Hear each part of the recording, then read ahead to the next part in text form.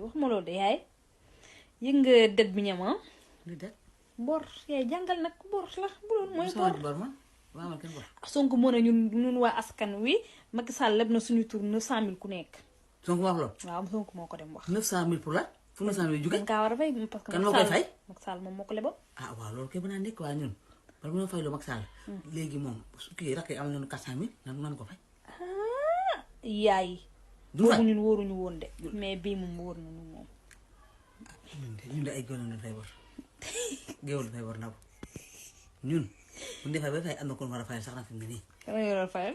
ah na ko jël Macky Sall fay ah moom mooy jël Macky Sall di moom mu jël xaalis bi Sénégal yëpp wàllu géwél yëpp ne géwél yëpp tax ko dëgg rek maa ngi koo. yow du ma ko bàyyi noonu na dem fayal leen man fayu ma amul loo fay. te nga fay rek tay man moom maa ngi si bugaan moom. yow moom da ngaa ñàkk jom yow. moom ay waxu neen rek lay wax nag. dama yaa bon.